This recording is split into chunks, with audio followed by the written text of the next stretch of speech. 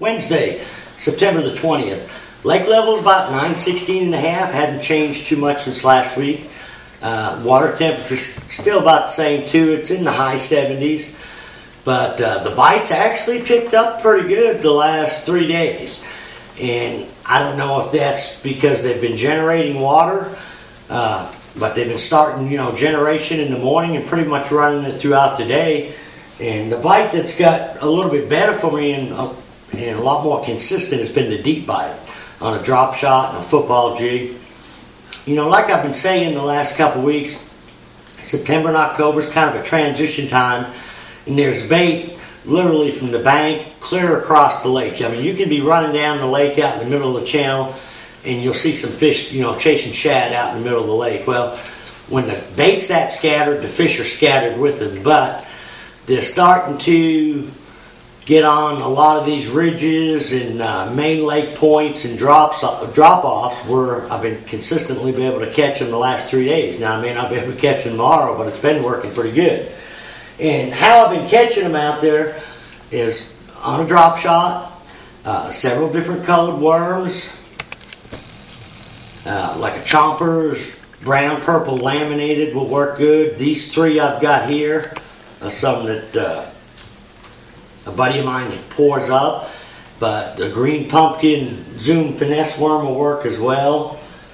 And I've actually been able to catch some of those vertical fish out there even on a football jig. That's how good some of them have been biting. You can take and just vertical jig a football jig straight up and down, and also a white spoon. Now, a lot of the fish, the key depth for me to keep my bait seems like it's been about 25 feet. And the points I'm trying to key on are points that run way out into the lake, but then drop off pretty quick, at least on one side. And if they're not up on top, you just kind of work to the edge, especially if you can find some brush piles. Some of the fish might be out in 50 foot of water, but they're only 25 foot deep. And early in the morning, they'll be at all random different depths. You'll see fish out there surfacing from time to time. You just got to keep a real close eye on your electronics. If you start seeing the shad and some fish there about 10 or 12 feet, well, pick up a swim bait.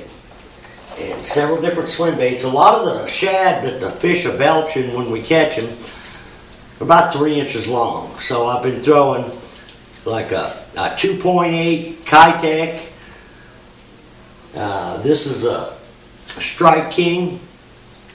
It's a 3.4. And even an underspin will work as well. And I've been using, shad colored swim baits. And I am mixing it up and throwing a 4.5 inch swim bait as well. What you want to do, whatever depth you see these fish at, try to just count the bait down to that depth, let it go down about a foot a second, and just slow roll it like you do, slow roll on a spinnerbait. A lot of times you'll see 1 or 2 individual fish feed. If you can get the swim bait in there in a hurry and just start real and slow, you can usually catch them. I've been able to catch some on a spook and some on a pawpaw, but I haven't had very many big groups. When I have fish come up, it seems like it's 2 or 3 fish. They're up for a few seconds and then they're back down. And if you see that happen 2 or 3 times and it's a couple casts away, take the boat over there and you can usually vertical fish them. Them fish will usually stay in that same area where you can catch them on a drop shot. And I've been using a 1/4 ounce weight on a drop shot for the most part. And like I say, trying to keep my bait about 25 feet, but if you see fish up at 20, reel up to them. The whole key is you don't want to get the bait too deep because the fish will come up to feed. They usually won't go down. The good thing about it is right now, it's almost kind of like summertime fishing, or it has been the last few days. When you catch 1 or 2 fish, all of a sudden the bottom kind of lights up, and they'll go crazy for a little bit. We've caught as many as, like 10 to 12 fish in about 5 to 6 minutes. Then it'll go dead for a little bit. You just got to mill around and find another group of fish. They're moving around quite a bit out there on them points. Now, there's still a shallow bite as well, with a crankbait and a jig. Some of our better fish are still coming shallow. It's just not real consistent and not getting that many bites. But what I'm throwing is like a 1/2 ounce Snowden jig. Any kind of green pumpkin orange, green pumpkin purple, or PBJ will work.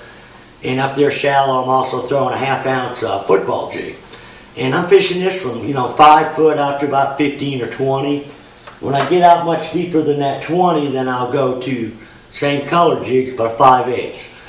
And a lot of them areas where I'm out there drop shotting, if I'm not seeing any fish, what I'll do is I'll drag that football jig around, and then whenever I see some fish underneath me on the electronics, we'll usually reel the football jig up and drop the drop shot down.